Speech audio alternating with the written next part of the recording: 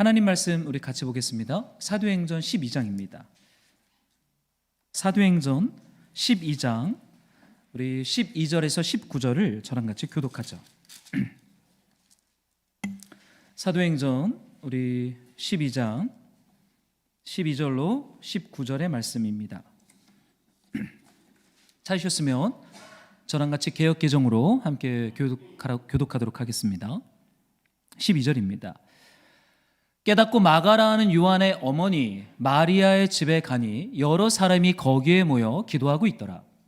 베드로가 대문을 두드린데 로데라 하는 여자가 아이가 영접하러 나왔다가 베드로의 음성인 줄 알고 기뻐하여 문을 미처 열지 못하고 달려 들어가 말하되 베드로가 대문 밖에 섰더라 하니 그들이 말하되 네가 미쳤다 하나 여자아이는 힘써 말하되 참말이라 하니 그들이 말하되 그러면 그의 천사라 하더라.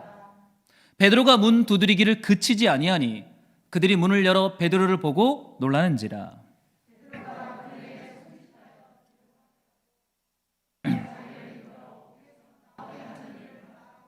또 야고보와 형제들에게 이 말을 전하라 하고 떠나 다른 곳으로 가니라.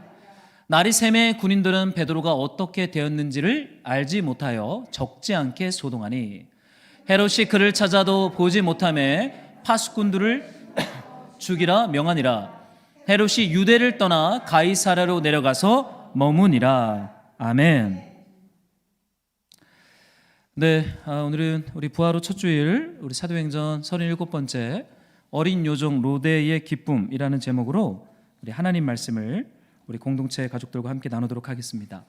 네, 우리 부활 후 첫 주일입니다. 우리 말씀을 좀 나누기 전에 우리 앞뒤 좌우 우리 지체분들이랑 우리 평화의 인사 우리 함께 좀 나누도록 할까요? 네, 그래 평화를 전합니다. 네, 그래, 어떻게 인사해야 될지 다들 저도 잠깐 놀랐습니다. 예, 부활 후 첫 주일 잘 보내셨습니까? 저도 이번 한 주는 좀 가족들과 좀 이렇게 쉬는 시간을 좀 보냈어요. 사순절 저녁 기도회하면서 부부 싸움을 참 많이 했거든요. 그래서 부활주일 끝나고 이제 좀 우리 아이들이랑도 좀 놀고 좀 쉬는 시간을 가지면서 하나님 주시는 그 안식과 좀 가정을 돌보는 시간들을 가졌습니다. 네, 이제 부활 후 첫 주일, 사실 부활절은 우리 교회력에 따라 상징성이 있지만 우리 그리스도인들에게 굉장히 중요한 날이죠. 이 날을 기점으로 해서 우리가 증인된 삶을 사실은 교회력에 따르면 살아가는데 오늘은 그 첫 주일입니다. 오늘은 부활 후 우리 사도행전 12장 로데라고 하는 어린 여종을 좀 묵상하면서 우리 교회 공동체에게 주시는 하나님의 메시지를 우리가 듣고 또 순종하면서 한 주를 살아가고자 합니다. 여러분, 사도행전 12장 안에 기도하는 교회에 대한 말씀이 반복해서 나와요. 여러분, 교회를 생각할 때 여러분은 가장 먼저 생각나는 상징적인 게 무엇입니까? 뭐가 제일 먼저 생각나세요? 예배, 성경 공부. 여러분마다 이렇게 생각나는 것들이 있잖아요. 근데 여러분, 사도행전은 교회라고 말했을 때 기도하는 공동체라는 이 모습을 사도행전 12장 안에 두 번에 걸쳐서 반복적으로 보여줍니다. 12장 5절에서 이렇게 말하고 있죠. 제가 좀 읽어드릴게요. 이에 베드로는 옥에 갇혔고 교회는 그를 위하여 간절히 하나님께 기도하더라. 사도가 감옥에 갇혔고 교회는 그를 위해 간절히 기도했다라고 말을 합니다. 또 오늘 읽은 이 말씀 12절에도 이렇게 나와 있어요. 제가 좀 읽겠습니다. 깨닫고 마가라는 요한의 어머니 마리아의 집에 가니 여러 사람이 거기에 모여 기도하고 있더라. 여러분, 교회를 표현하는 사도행전 12장은 기도하는 교회에 대해서 반복적으로 드러내고 있습니다. 여러분, 초대교회 성도들에게 있어서 기도가 어떤 의미가 있었을 거라고 생각하세요? 여러분들은 기도를 어떻게 정의하십니까? 여러분 언제 기도하세요? 기도는 하십니까? 언제 때 여러분 이렇게 기도하세요? 발에 불 붙을 때, 그죠? 문제나 상황이 내 힘과 능력으로 통제되지 않는 불안전함 가운데 들어갈 때 우리는 기도를 시작합니다. 보통 우리가 기도를 정의할 때 기도는 모든 상황과 환경을 뛰어넘는 하나님의 일하심의 어떠한 열쇠처럼 기도를 우리는 해석하고 그렇게 기도를 대해요. 저만 그렇습니까? 여러분들도 삶에 고통이나 문제가 발생할 때 기도하잖아요. 오늘 사도행전 12장에서 보면 간절히 하나님께 기도를 했고, 오늘 또 봤더니 마가, 요한, 마리아의 집에서 모여서 그들은 또 간절히 기도하고 있습니다. 근데 어떠한 일이 일어나죠? 베드로가 신비한 방법으로 예루살렘에 있는 종교 감옥에서 추록을 하죠. 우리 지난주 2주 전에 묵상을 했지만 베드로가 감옥을 추록하는 그 장면은 굉장히 신비합니다. 천사가 베드로의 옆구리를 치고 쇠사슬이 그냥 풀리고 그냥 로마 이 종교 군인들을 그냥 지나서 감옥문을 열고 그냥 지금 마가, 요한, 마리아의 집에 도착을 한 거예요. 얼마나 신비해요. 얼마나 기적적이에요. 우리는 이 말씀을 묵상하면서 지금 교회가 기도했을 때 그 기도의 응답으로서 주어진 하나님의 메시지가 베드로의 감옥 추록, 신비한 추록이라고 하는 사건으로 우리는 종종 여기에 결론을 내립니다. 그러면서 우리도 적용을 우리네 삶에도 이러한 하나님의 역사와 표적과 기적이 일어나기를 우리도 소망하며 기도를 하죠. 그런데 여러분, 우리는 좀 진지하게 질문을 던져볼 필요가 있어요. 교회의 기도를 통해서 베드로의 신비한 추록이 응답되었고, 이것을 통해서 우리는 성도의 삶에 있는 모든 문제들이 기도를 통해 개선되고 역전될 것을 교회된 우리에게 주님은 사도행전 이 본문을 통해서 가르치고 있는 것인가? 그렇다면 여러분, 기도는 정말 강력한 것입니다. 어떠한 상황과 환경에 어려움이 있을 때 기도하면 베드로와 같은 이런 일들이 일어난다면 누가 기도하지 않겠어요? 그런데 아이러니한 것은 야고보는 헤롯의 칼에 죽임을 당했다는 거예요. 그때는 예루살렘 교회가 기도하지 않았을까요? 예루살렘 교회는 본래 간절히 기도하는 공동체예요. 그들은 성령 받기 전에도 간절히 기도했고 오로지 기도에 힘썼고 지속적으로 성령을 받은 이후에 기도에 집중하는 모습으로 사도행전은 그들을 표현하고 있어요. 그런데 베드로는 신비한 방식으로 추록했고 야고보는 헤롯의 칼에 맞아 첫 번째 사도의 순교를 당합니다. 도대체 사도행전이 말하는 기도, 이 메시지가 도대체 어떠한 메시지가 담겨 있냐라는 것을 질문을 던지지 않을 수가 없습니다. 좀 어떠세요? 여러분, 기도의 목표와 기도의 상급과 기도 응답의 실체가 여러분 무엇이라고 생각하십니까? 저는 이 사도행전을 묵상하면서요, 그리고 특히 사도행전 12장에 있는 이 예루살렘 교회가 기도하는 모습을 묵상하면서 하나님이 교회로 하여금 기도하게 하고 그 기도를 통해서 최종적으로 주시고자 하는 상급, 그리고 그 기도를 통해서 주시고자 하는 응답이 과연 뭘까? 좀 질문을 던지면서 본문을 좀 꼼꼼하게 좀 묵상을 하게 되었어요. 그러면 제가 내린 주님 앞에서 묵상하면서 받은 메시지 중의 결론은, 여러분, 기도하는 교회는요, 기도는요 기도를 낳습니다. 기도는요 간절함을 낳습니다. 간절함은 교회를 교회되게 하는 하나님의 지혜예요. 저는 이 말씀 묵상하다가 기도 응답과 기도가 바라보는 최종적인 상급과 응답의 그 정점은 사실은 모든 상황과 환경을 개선하고 역정시키는 것을 넘어서 기도하는 교회는 계속 기도하게 돼요. 기도하는 교회는 점점 더 간절함이 그 몸 안에 열매 맺기 시작합니다. 간절함은요, 하나님과 세상과 형제를 향한 간절함은 교회를 교회되게 하시는 하나님의 지혜인 것을 발견하게 됩니다. 여러분, 사도행전이 말하는 기도 응답은 상황과 환경의 개선과 변화를 넘어서 기도하는 교회와 사람들로 하여금 하나님 나라 백성이 있어야 할 자리를 찾아가게끔 하고 발견하게끔 하는 하나님의 열쇠이고 하나님의 지혜인 것을 발견하게 됩니다. 이게 무슨 기도의 매력이냐라고 질문을 던질 수 있어요. 여러분, 교회가 있어야 할 자리가 있어요. 여러분, 예수 믿는 신자, 성도는요, 신자로서 성도로서 있어야 할 자리가 반드시 있습니다. 우리는 이것을 지난주에도 묵상했지만 있어야 할 것이 있어야 할 자리에 있는 것을 샤바트, 안식이라고 말했잖아요. 있어야 할 자리에 있지 않은 것을 우리는 하마르티아, 죄라고 우리는 배웠습니다.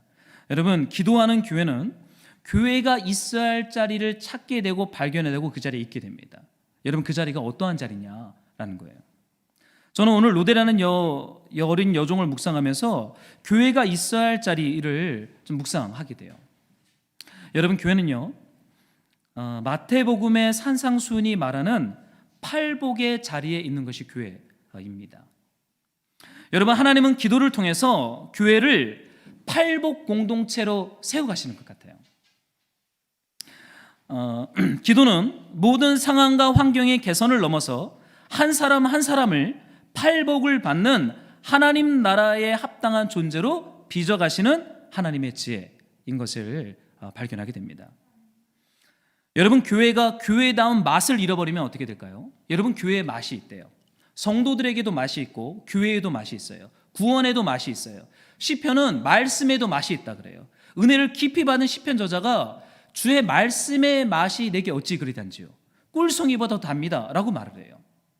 여러분, 교회는 교회다운 맛을 잃어버리면 아무 쓸데없어 다만 밖에 버려져 사람에게 밟힙니다. 이것을 마태복음이 경고하고 있죠. 우리 이 말씀을 한번 여러분들이 좀 같이 읽어주시겠습니까? 시작.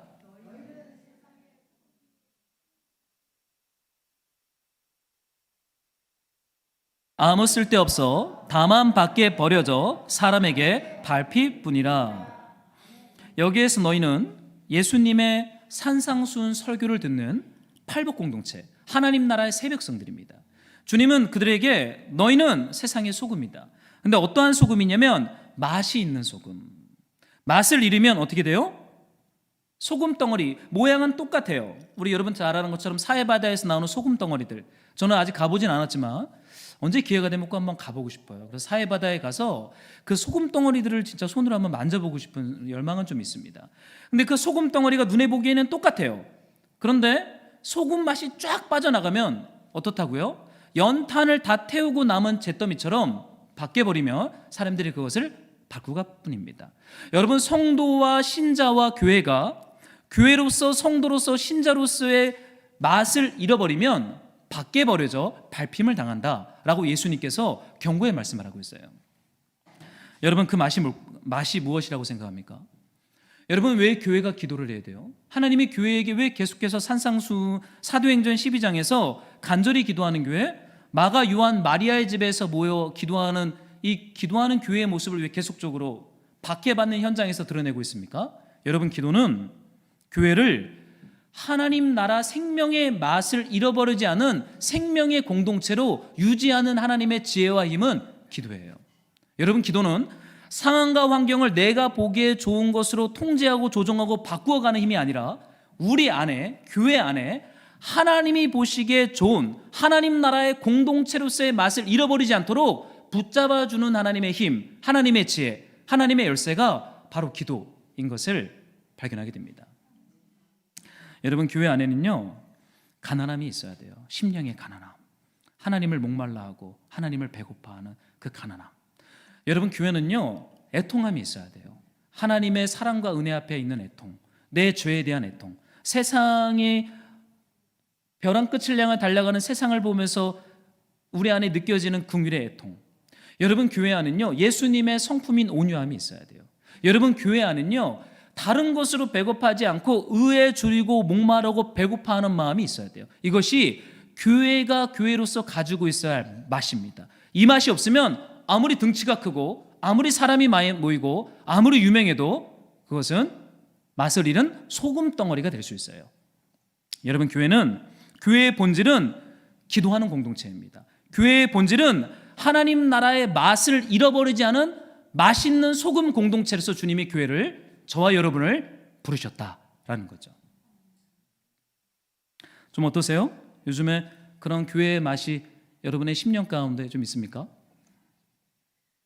여러분, 예수님이 마태복음 5장 7장 산상수훈 설교를 하시고 나서요, 5장은 팔복으로 시작하죠. 그리고 팔복이 끝나면서 이 소금에 대한 비유가 있고 그 뒤에 구체적인 그리스도 신자들이 살아가는 삶의 윤리와 강령들이 있습니다. 그리고 마태복음 7장을 끝나기 전에 6장 중간에 보면 여러분, 산상수훈 5장과 7장 가장 중간에 있는 주제가 뭐냐면 기도예요. 기도. 너희는 이렇게 기도하라. 하늘에 계신 우리 아버지여, 이름이 거룩히 여김을 받으시오며 나라가 임하옵시며 뜻이 하늘에서 이룸같이 이곳에서도 이루어지이다. 여러분, 이 기도라고 하는 주제가 산상수훈의 가장 정중앙에 있어요. 왜요? 기도하지 않고서는 하나님 나라의 팔복과 산상수훈의 이 말씀의 맛을 느낄 수도 없고 살아낼 수도 없고 이것을 우리가 누군가에게 증거할 수도 없다라는 거예요. 이건 성경 공부를 통해서 학습을 통해서 지적인 어떠한 충족과 지적인 어떠한 체험을 통해서 배우는 학습이 아니라 기도를 통해서 배우는 기도 공동체에게 주신 하나님의 생명의 말씀인 줄로 믿습니다. 여러분, 기도를 통해서 배운 것만이 우리네 삶에 남아요. 제가 지난 얘기 한번 했을 거예요.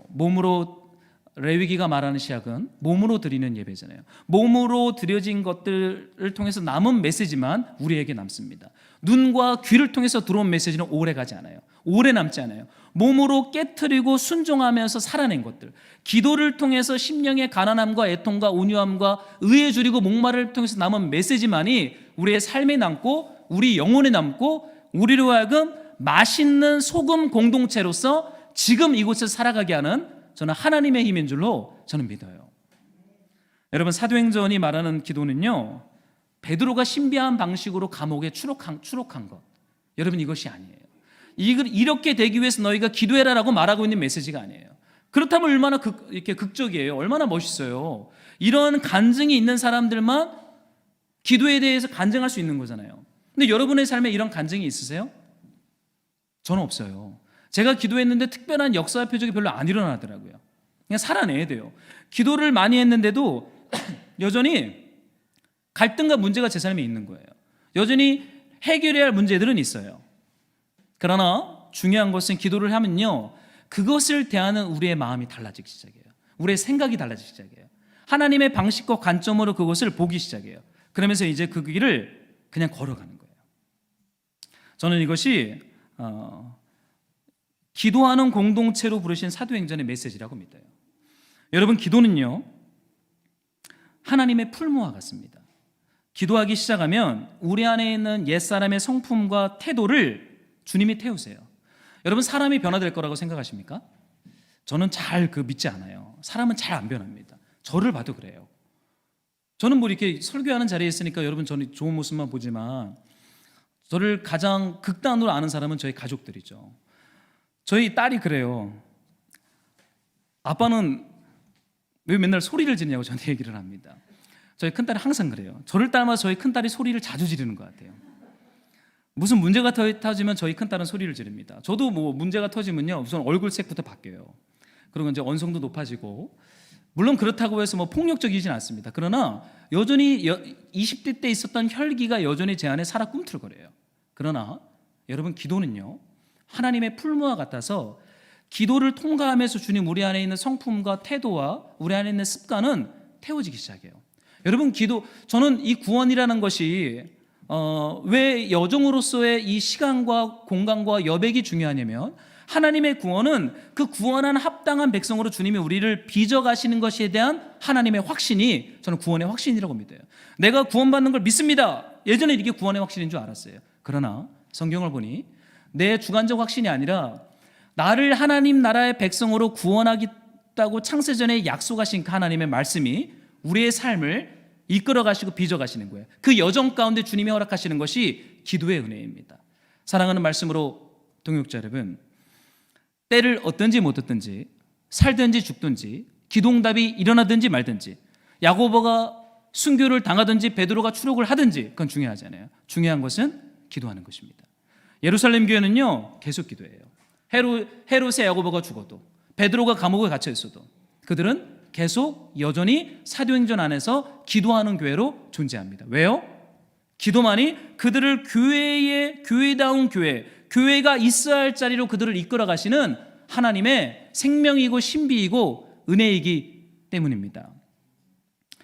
여러분, 그들이 여러 사람이 거기에 모여 기도하고 있습니다. 그런데 베드로가 신비한 방식으로 추록을 해서 대문을 두드리죠. 여기에 대문은 교회의 문입니다. 여러분, 예루살렘 초대교회는 우리처럼 이런 예배당이 없어요. 성전도 사용을 못합니다. 왜냐하면 헤롯이 이제 예루살렘 교회를 극단적으로 박해하기 시작했기 때문에 유대교 성전에 가서 기도하거나 말씀을 공부하지 못해요. 그럼 남은 공간은 어디입니까? 집이에요. 마가 요한의 어머니 마리아의 집에서 모여서 그들이 기도합니다. 성령을 받기 때도 마가의 다락방에서 있었고, 우리 예수님이 마지막 만찬을 제자들에게 베풀 때도 이 집에서 했다라고 하는 기록이 남아있어요. 아마도 마가 요한의 어머니 마리아는 좀 유복한 사람이었던 것 같아요. 여러분, 우리는 그렇지 않지만 이 당시 이스라엘의 집들은 대문이 있고요. 대문을 열고 들어가면 안뜰이 있습니다. 그럼 안뜰을 지나면 이제 집 안으로 들어가는 또 두 번째 문이 있는 거예요. 이런 구조예요. 마치 제주도에 있는 시골집들처럼. 그런데 여러분, 그 대문을 베드로가 두드리죠. 이건 교회의 문입니다. 한번 여러분들이 이 13절을 한 번만 더 같이 읽어 주시겠습니까? 함께 시작.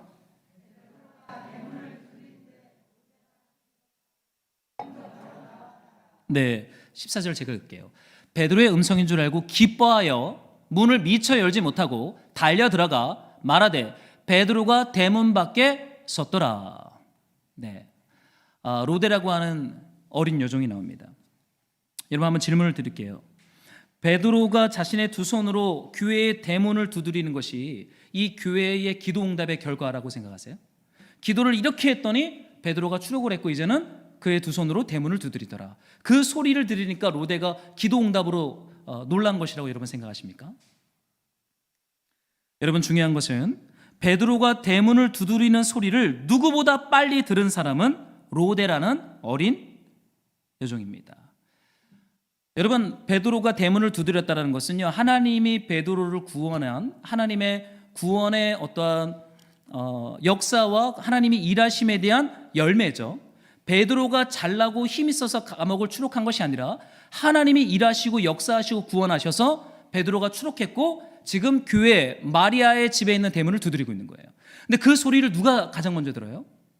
어린 여종 로다라고 하는 아이가 이걸 가장 먼저 듣습니다. 하나님이 일하셨고 구원하셨던 소리를 가장 먼저 들은 교회의 한 사람은 로데라고 하는 어린 여종입니다. 여러분, 로데라고 하는 이름은 장미라는 뜻입니다. 장미. 여러분, 의류 회사들 중에 로다라고 하는 이름들이 많이 있을 거예요. 혹시 들어본 적 있습니까? 로데에서 가지고 온 이름이에요. 로다, 장미라는 뜻이죠. 그리고 여기에는 여자이라는 뜻은 파이디온, 어린이잖아요. 파이디스케, 어린 여자아이. 근데 어린 여종을 가리킵니다. 어린 여종 로데, 장미라는 이름을 가진 여자아이를 사도행전은 소개하고 있어요. 그리고 기도하는 사람들을 그 다음에 어떻게 소개합니까? 그들이라고 소개해요. 그들. 이름을 밝히지 않아요. 물론 거기에는 야고보 사도도 있고 여러 다른 사도들도 많았겠죠. 그런데 유일하게 이름을 밝힌 사람은 어린 여종 로데를 밝힙니다. 장미라고 밝히고 있죠.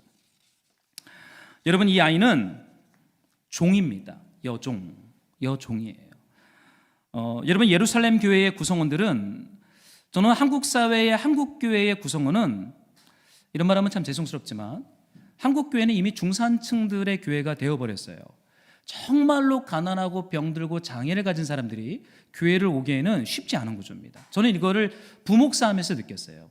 어느 정도 삶의 기반과 안정이 되는 사람들이 교회에 나올 수 있는 구조지, 병들고 정말 힘든 노동자들이 교회에 나올 수 있는 구조는 70년대, 80년대까지였고, 한국 교회는 그 이후부터 중산층들, 문화를 향유하고 삶의 여유가 있는 사람들의 공동체가 되어버린 것인가는 안타까움이 있었어요.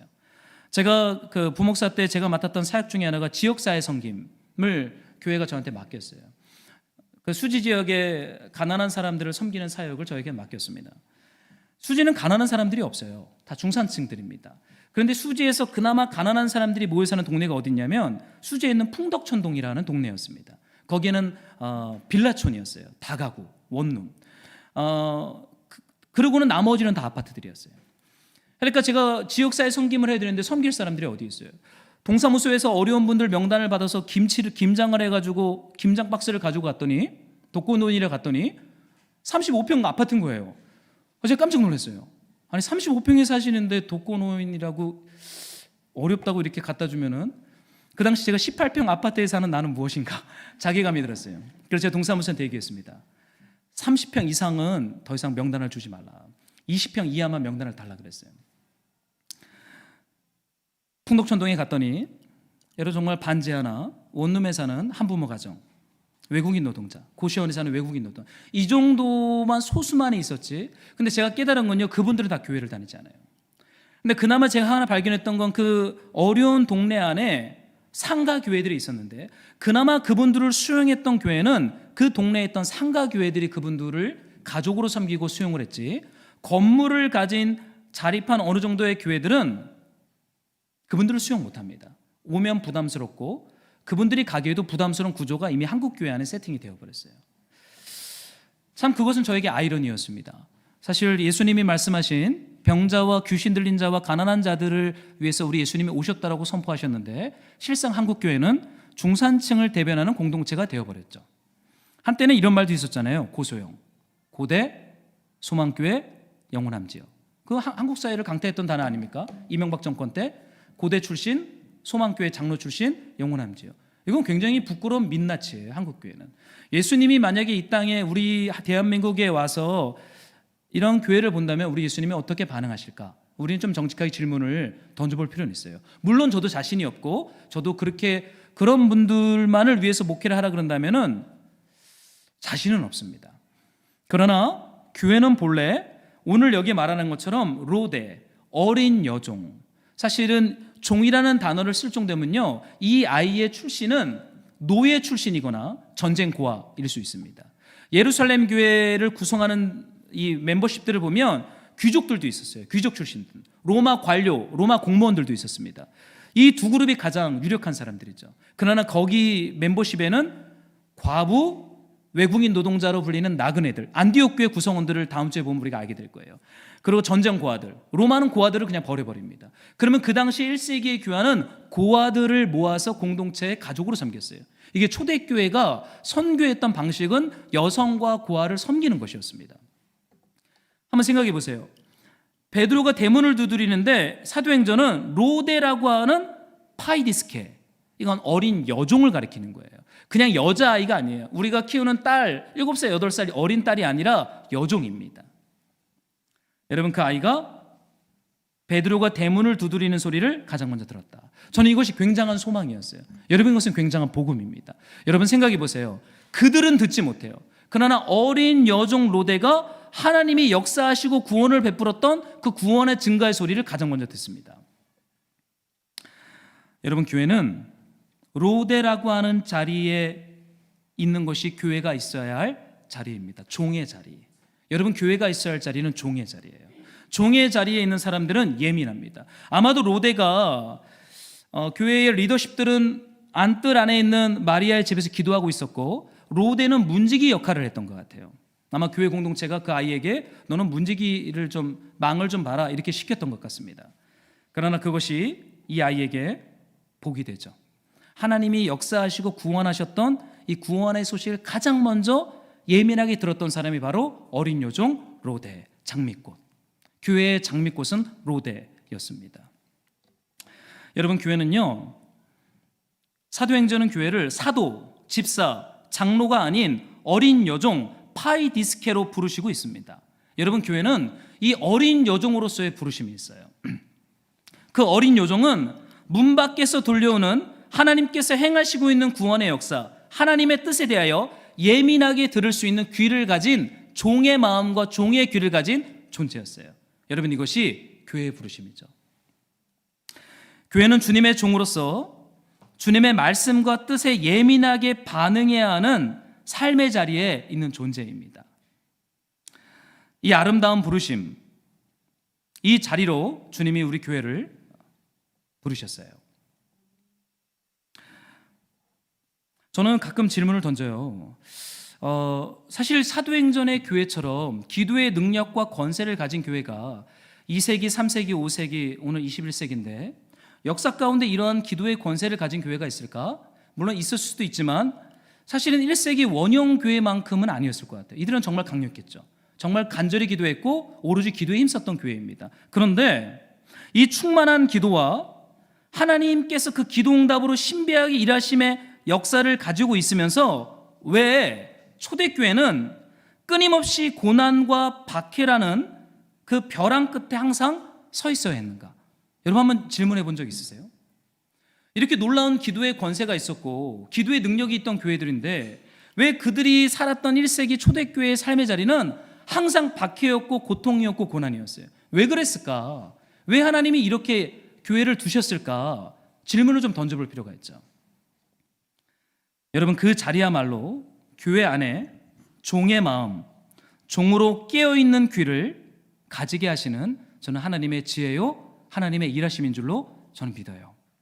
여러분, 우리네 삶에 우리가 아무리 기도를 많이 하고 철야도 하고 새벽 기도도 하고 금식 기도도 하고 하루에 1시간, 2시간씩 기도를 하는데도 우리네 삶에 어떠한 하나님의 표적과 기사가 일어나지 않을 수 있어요. 여전히 박해와 고통과 고난이 있어요.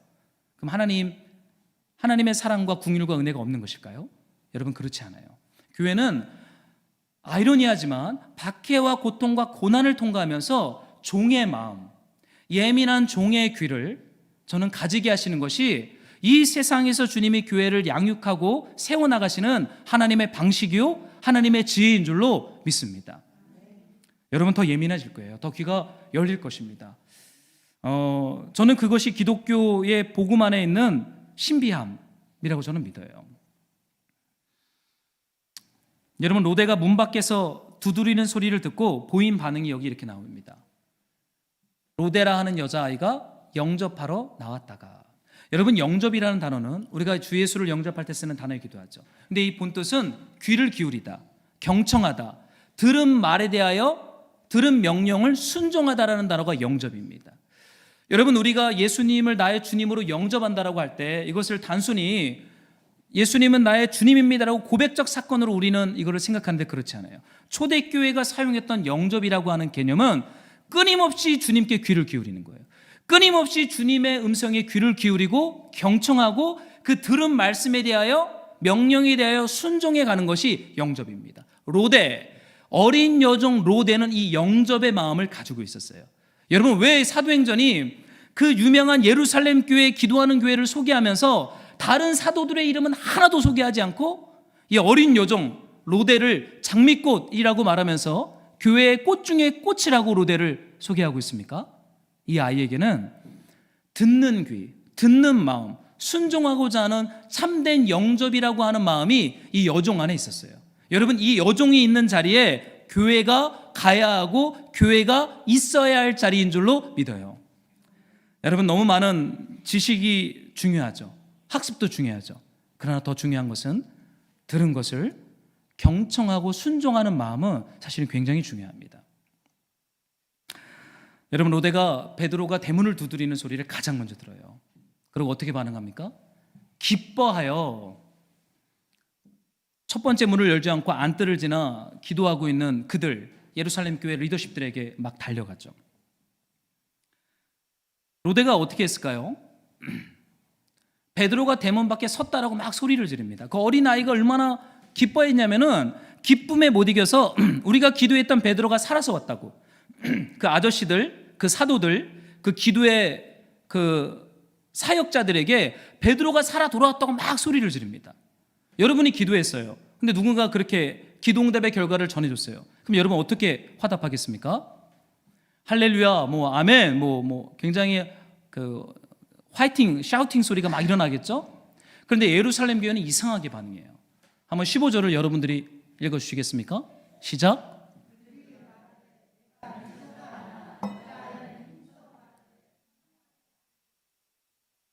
그러면 그의 천사라 하더라. 여러분, 예루살렘 교회의 지도주부, 지도력들, 리더십들, 중직자들, 사도들, 집사들, 장로들, 그들이 로데라고 하는 어린 여종에게 뭐라고 말합니까? 아야, 너가 미쳤다. 여러분, 교회의 언어인가요? 미쳤다라는 단어가? 예루살렘 교회가 미쳤다라는 단어를 쓰고 있어요. 그들이나 우리나 별반 차이가 없는 것 같아요. 저는 예루살렘 교회를 묵상하면서 위로를 많이 받아요. 그들이나 나나 별 차이가 없다. 미쳤다라는 말 나도 써야겠다, 뭐 이런 생각도 해봅니다.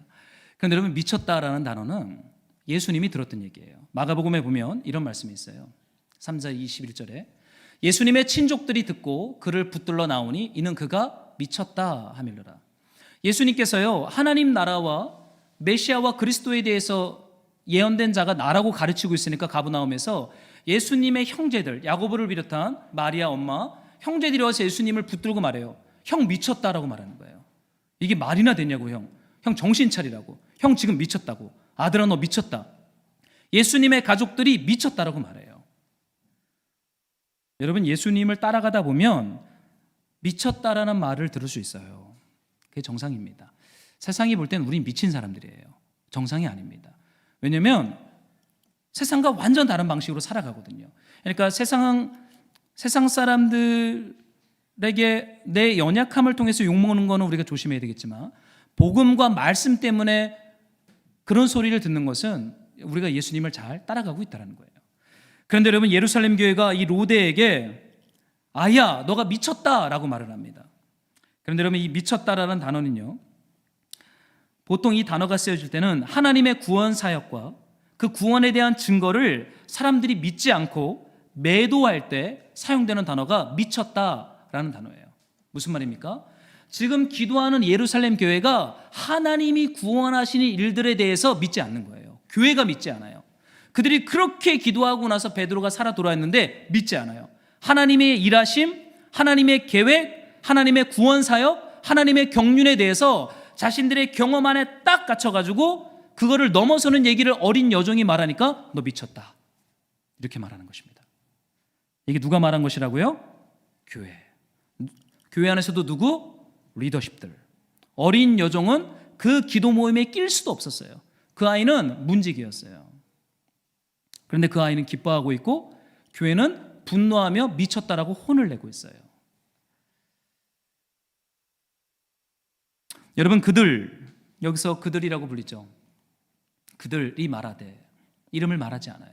저는 이 말씀 묵상하다가요, 마가복음에 마치 향유옥합을 깨뜨려서 예수님 머리에 부은 그 여인을 향해서 예수님의 제자들이 미쳤다, 이거 팔아서 300데나리온, 얼마나 많은 사람을 구제할 수 있는데 그걸 깨뜨려서 예수님 머리에 붓냐라고 말하는 그들이 좀 생각났어요. 어떤 사람들, 어떤 제자들. 여러분, 교회는 본래 그들입니다. 그들, 어떤 사람들, 그룹 뒤에 숨어서 내 민낯을 마구 드러낼 수 있는 존재가 우리예요. 내 이름이 드러나지 않으면 익명성 뒤에 숨어서 내 죄성과 내 폭력성을 마구 드러낼 수 있는 게 여러분, 교회가 될 수 있습니다. 참 위험한 것이에요. 그들은 매우 어둡고 부정적입니다. 그들은 기도하고 있지만 여전히 자신의 프레임 안에 갇혀서 문 밖에서 일하시는 하나님의 구원 소리를 듣지 못하고 있어요. 여러분, 기도를 많이 하는 것도 중요하지만 기도를 많이 하는데 그 기도를 많이 했던 경험들이 나의 어떠한 경험의 프레임이 돼서 그 프레임 안에서 하나님이 일하지 않으면 미쳤다라고 말하는 것, 여러분, 그것은 진짜 위험한 거예요. 우리는 그 프레임으로부터 구원을 받아야 돼요. 여러분, 하나님이 지금 교회를 구원해 가고 있는 것이죠. 그들이로 불리는, 그들 뒤에 숨어서 내 이름의 익명성 뒤에 숨어서 자신들의 민낯을 드러내고 있는 미쳤다라고 고발하는 그들을 지금 주님은요, 어린 여종이라 불리는 로데를 통해서 그들의 민낯을 드러내고 그들을 흔들고 그들을 깨우고 그들을 구원하고 있습니다. 여러분, 교회는요, 함께 구원받아야 할 사람들이 모이는 주님의 교회예요. 이미 구원받은 사람들의 공동체이기도 하지만 동시에 계속적으로 주님 앞에 흔들리고 깨어지고 순종하며 구원을 받아야 할 그들의 공동체가 저는 사도행전이 말하는 기도하는 교회인 줄로 믿습니다. 저는 익명성은 위험하다고 봐요. 서로가 서로의 이름을 불러주면서 내가 드러나고 내 민낯이 드러나며 주님의 구원이 간절히 필요하다는 것을 깨닫는 공동체, 그것이 교회가 되어야 합니다. 여러분, 그들은 경륜과 리더십은 있지만 어린 여종이 가지고 있는 믿음, 기쁨을 알지 못해요. 딱딱하고 말라버린 그들을 봅니다. 아니, 교회의 맛을 잃어버린 소금 덩어리를 봅니다. 심령의 가난함, 애통함, 온유함, 의에 줄이고 목마름을 잃어버린 소금 덩어리들입니다. 예루살렘 교회 리더십들이 한 어린 여종의 소리를 무시해요. 미쳤다며 불신합니다. 여러분, 누가 참 교회입니까? 그들입니까? 아니면 이 어린 로데라고 하는 여종입니까? 저는 이 말씀 보다가요, 집단적으로 어린 여종 로데를 공격해요. 너 미쳤다, 너 아직 기도를 많이 안 했다, 너 잘 모른다, 혼을 내고 있어요. 그런데 그 아이가 뭐라고 말합니까? 여자아이는 힘써 말하되 참말이라, 힘을 줘요. 진짜 베드로가 살아서 왔다고요. 제발 제 말 좀 들으시라고요. 힘써 말하되 이거 참말입니다 라고 교회를 어린 요정이 막 흔들어 깨우고 있어요. 이거 진짜입니다. 진짜 베드로가 하나님 역사하셨고 구원하셨고 살아있고 일하고 계세요. 믿음 안에 잠든 교회를 어린 여종 로데가 흔들어 깨우고 있어요. 여러분, 우리에게는 로데가 필요해요. 여러분, 우리는 로데로 부르심을 받았어요. 교회가 있어야 할 자리는 그들이 아니라 어린 여종, 종의 자리, 가장 먼저 구원의 역사 소리를 들을 수 있는 그 귀를 가진 그 자리 가운데 하나님이 저와 여러분을 부르고 있어요.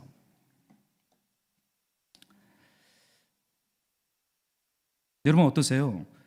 이 로데와 그들의 이 논쟁을 보면서 여러분 안에 혹시 하나님의 구원의 역사에 대한 냉소와 혹시 무관심과 하나님이 뭐 얼마나 더 일할 수 있겠어에 대한 그런 한계를 짓는 마음이 있으십니까? 아니면 이 로데처럼 팔딱거리는 믿음으로 하나님이 일하고 있어, 하나님이 지금 구원하고 있어, 하나님의 말씀은 살아있고 힘이 있어 라고 하는 기쁨과 믿음과 설렘으로 여러분의 마음을 주님께 드리고 있습니까?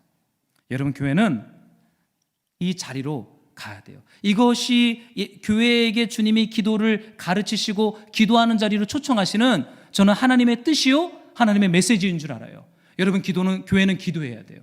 기도하지 않으면 우리는 우리의 프레임 안에 갇혀요. 우리의 경험 안에 갇혀요. 그래서 냉소와 비판과 두려움과 부정적인 것으로 내 것에 맞지 않으면 미쳤다라고 우리는 말하게 돼요. 이것이 죄성입니다. 이것을 깨트리시는 하나님의 지혜는 그 교회와 그 신자로 하여금 기도하게끔 기도의 풀무 속으로 집어넣는 것입니다. 이제 사순절 기도회가 끝나고 이제 일상으로 돌아왔어요. 이제 이번 주부터 다시 새벽 기도랑 이제 금요 철야가 시작이 됩니다. 사실은 좀 많이 부담이 돼요. 제가 그동안 코로나 이런 거 하면서 새벽 기도라든지 이런 것들에 대해서 그렇게 크게 신경 쓰지 않아도 되는 자유함이 있었거든요. 여러분, 코로나는 우리 교회에게 호황입니다. 호황. 새벽 기도 안 나가도 되지, 온라인 예배 드려도 되지, 전도 굳이 안 해도 뭐 누가 뭐라 해요. 근데 뭐 마스크 쓰고 전도하면 한다니까 못하게 하잖아요. 여러분, 코로나는 우리 그 목회자들이 모여서 특히 부목산에 있는 후배들하고 얘기하면 코로나는 우리의 호황이었다 얘기를 해요. 코로나 끝나면 이제 뭐 해야 돼요? 이제 새벽 기도해야 되고 전도 나가야 되고 이제 신방 시작해야 되고 이제 바빠집니다. 핑계를 댈 수가 없죠. 이전에는 아니 교회가 왜 이렇게 부흥 안 했어? 그럼 할 말이 있었어요. 코로나인데 전도를 어떻게 이렇게 할 말이 있죠. 그러니까 외부에 있는 우리 동역자들도 코로나니까 최 목사님 뭐 쉽지 않겠구나 이렇게 궁휼히 여겨요. 그러나 코로나 끝나면 이제 객관적인 평가와 판단과 이제는 게으른 종이냐 무익한 종이냐 충성된 종이냐를 이제는 판단하겠죠. 그러나 여러분, 하나님이 우리를 기도하게 하실 때 여러분 그것이 정말 복입니다. 우리가 하나님의 말씀의 자리에 가서 내 마음이 가난해지고 내가 다른 것이 아닌 그것 때문에 애통하게 되고 하나님 나라에 대해서 의에 줄이고 목말라 하는 것이 생긴다면 여러분 그것이 진짜 복이에요. 그 자리가 혹시 박해와 쉽지 않은 상황 가운데 있다 할지라도 그 상황 속에 있으면서 내가 하나님을 더 갈망하고 목말라하고 배고파하고 더 기도하게 한다면 이것보다 더 큰 생명의 복이 어디 있겠습니까? 저는 그 생명의 복이 여러분의 마음과 가정과 삶의 자리 가운데 이 코로나가 끝나가는 시점에 힘있게 열매 맺기를 주의 이름으로 축복합니다. 로데와 그들이 계속 싸워요. 한 사람은 어린 여종이고 이 어린 여종을 미쳤다고 공격하는 사람들은 그들입니다. 어디서요? 문 안에서. 문 안에서 그들이 계속 싸워요. 무엇과 싸웁니까? 믿음 논쟁, 그리고 비판, 그리고 부정적이고 이런 것들로 이 예루살렘 교회가 계속 싸우기 시작합니다. 그런데 16절에 보니까 독특한 일이 일어나요. 한번 여러분들이 좀 읽어주시겠습니까? 함께 시작.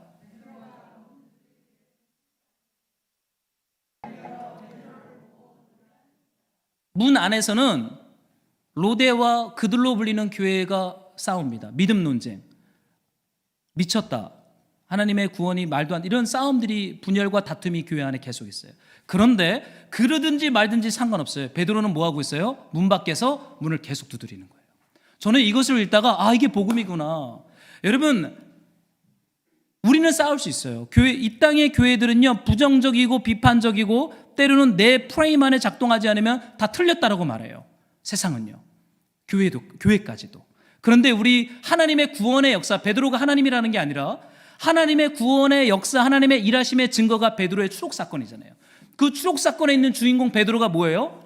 문 밖에서, 문 안에서 그들은 논쟁하고 싸우고 있든지 말든지 문 두드리기를 그치지 아니했다. 계속 두드리고 있다는 거예요. 저는 이 말씀 묵상하다가 하나님의 신실함, 하나님의 열심, 포기하지 않고 멈추지 않는 하나님의 역사가 교회를 흔들어 깨우고 있다. 신자를 흔들어 깨우고 있다. 이것이 우리의 구원의 기초요, 확신이요, 우리네 삶의 소망의 근거인 줄로 믿습니다.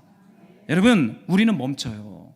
우리는 힘들면 좀 멈추고, 우리는 좀 화나면 미쳤다라고 말하고, 내 프레임에 안 맞으면 틀렸다라고 말해요. 그러나 하나님은 문 밖에서 계속 두드려요. 논쟁하든 싸우든지 말든지 하나님은 하나님으로서의 하셔야 할 일들을 계속 하고 있다는 거예요. 저는 이 말씀 묵상하다 얼마나 이게 소망이 됐는지요. 그래, 내가 연약하고 내가 부족하고 내 능력이 없어도 하나님은 하나님으로서의 구원의 일들을 계속 문 밖에서 하고 있다. 여러분, 이것이 교회를 교회되게 하고 성도를 성도되게 하시는 하나님의 지혜요, 하나님의 힘인 줄로 믿습니다. 여러분, 쉽게 포기하지 마세요. 안 된다라고 생각하지 마세요. 어렵다라고 말하지 마세요. 왜냐하면 문 두드리기를 그치지 않고 계세요. 누가요? 하나님께서, 성령님께서, 우리 예수님께서 문 두드리기를 그치지 않으세요. 저는 이 말씀 읽다가 이것이 진짜 기도응답이구나. 신비한 방식으로 상황과 환경이 풀어지지 않아도 끊임없이 우리를 교회로서 교회되게 하시고 성도를 성도되게 하시는 이 하나님의 포기하지 않는 이 신실함, 문 두드리기를 그치지 않는 이 하나님의 열정, 이것이 저와 여러분을 하나님 나라의 새 백성으로, 그 합당한 하나님 나라 백성으로 빚어가는 힘인 줄로 믿습니다. 이 말씀 생각났어요. 요한계시록 3장 20절에 볼지어다 내가 문 밖에 서서 두드리노니 누구든지 내 음성을 듣고 문을 열면 내가 그에게로 들어가 그와 더불어 먹고 그는 나와 더불어 먹으리라. 계속 그치지 않고 문 밖에서 계속 두드리시는 하나님의 구원의 일하심, 여러분, 그것이 저와 여러분을 교회되게 하시는 하나님의 힘이라고 믿습니다.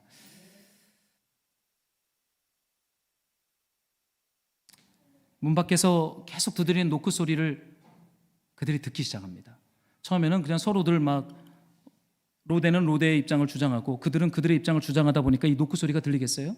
하나님이 문 밖에서 일하시는 구원의 소리가 들리겠어요? 자기들 목소리밖에 들리지 않죠. 자기 생각밖에 들리지 않죠. 그런데 결국은 하나님이 이기십니다. 이게 구원이에요. 하나님이 이기시는 것이 구원이에요. 그들이 문 밖에서 두드리는 하나님의 구원의 역사 소리를 이제는 들으려고 논쟁과 싸움을 멈추고 문을 향하여 가까이 갑니다. 그럼 어떻게 해요? 문을 열어 베드로를 보고 놀라는지라. 아, 베드로 맞구나. 우리가 틀렸구나. 하나님이 역사하시고 일하셨고 주님이 구원하시고 구원의 경륜으로 이끌어가고 있구나. 그들이 그거를 보고 나서야 놀라면서 깨닫는 것이죠. 그리고는 그들의 프레임이 깨지고 이제는 하나님의 뜻 앞에 순종하면서 귀를 기울이고 경청하며 로데, 어린 여종의 로데의 자리로 그들로 부리는 교회 공동체가 나아가기 시작합니다. 주님이 이렇게 일하세요.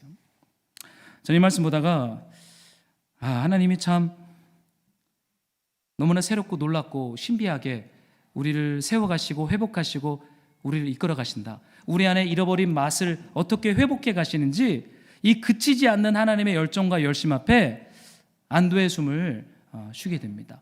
사랑하는 말씀으로 동역자 여러분, 교회는 기도해야 합니다. 하나님이 우리를 기도의 자리로 불렀어요. 그 기도는 내가 원하고 계획하는 것이 내 방식대로 열매 맺고 풀어지는 것이 아니에요. 그 기도는 문 밖에서 두드리는 이 하나님의 구원의 소리를 듣게 하는 힘이에요. 그 소리를 듣잖아요. 그럼 다 해결됩니다. 상황과 환경이 내 뜻대로 되지 않아도 괜찮아요. 문 밖에서 나를 향하여 포기하지 않고 계획을 가지고 있고 나를 인도하시는 그 하나님의 그치지 않는 그 노크 소리를 들으면 여러분, 그 사람은 안식이라고 하는 하나님의 선함과 평화의 자리 가운데로 저는 인도함을 받을 줄로 믿습니다. 여러분, 이제 코로나 끝자락이래요. 이제 끝자락이고 이제 바깥에선 거리두기가 풀렸죠. 여러분, 혹시라도 코로나를 통과하면서 여러분 안에 주님에 대한 영적 예민함과 텐션이 풀어졌다면 여러분 이제 다시 이것을 쪼여야 합니다. 그래서 우리의 목도 있어요. 이제는 더 이상 코로나 뒤에 숨어서 저는 그랬거든요. 이제는 여러분 문 밖에서 두드리는 소리를 향하여 가까이 나아가세요.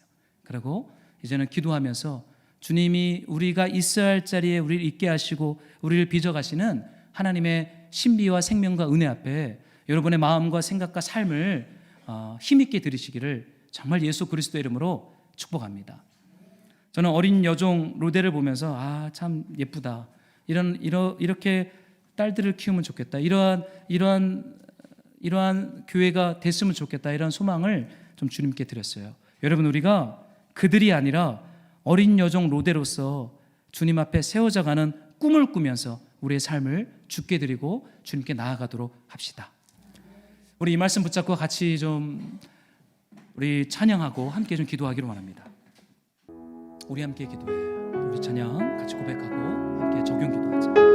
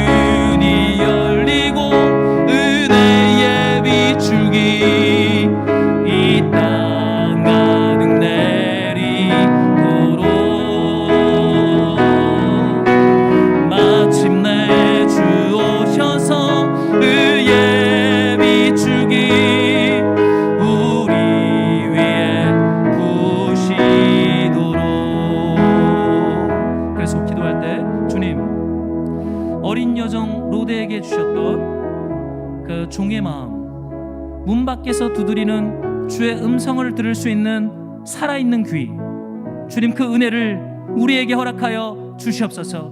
문 안에 내 프레임 안에 있으면서 하나님이 일하지 않는다라고 미쳤다라고 말하는 것을 이제는 비판과 부정과 편견을 내려놓고 하나님의 문 밖에서 두드리는 구원의 초청 앞에 내 삶과 내 생각과 내 감정과 내 시간과 내 기도를 주님을 향하여 나아갈 수 있도록 주님 우리를 새롭게 하여 주시옵소서. 주님과 함께하는 기도 속으로, 주님 문 밖에서 두드리는 예수님의 음성 속으로 주님 우리를 인도하여 주시옵소서. 우리가 주님 앞에 어린 여종 루데를 기억하면서 그 생명의 은혜를 구하면서 함께 기도하겠습니다. 아버지,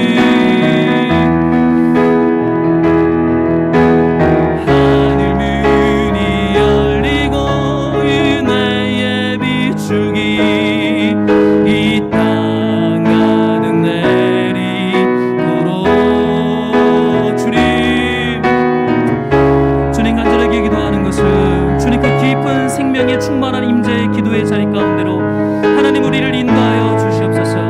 날마다 종의 자리 가운데 주님의 음성을 듣는 종의 귀를 우리 안에 허락하시고 종의 마음을 허락하시고 주님의 말씀에 경청할 수 있는 마음을 허락하셔서 날마다 주님과 연합되어지고 주님을 사랑하고 주님 앞에 나아갈 수 있도록 하나님의 성령이 우리에게 은혜를 베풀어 주시옵소서.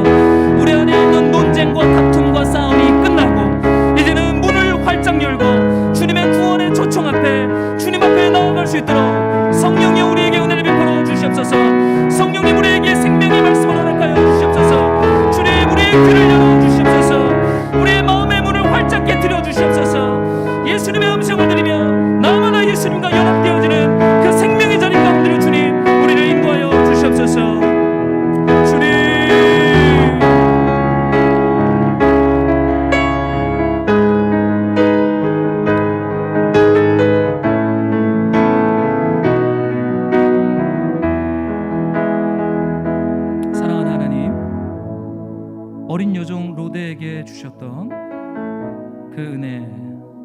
주님의 그 마음을, 그 주님의 기쁨을 우리에게 충만하게 허락해 주시기를 기도합니다.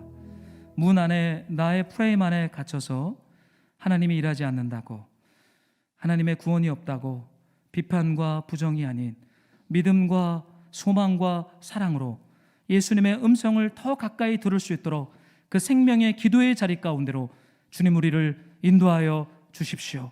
우리를 교회로서, 성도로서 세워가시는 그 하나님 아버지의 열심이 우리 안에 열매가 되고 증거가 될 수 있도록 날마다 성령으로 우리에게 은혜를 베풀어 주시옵소서.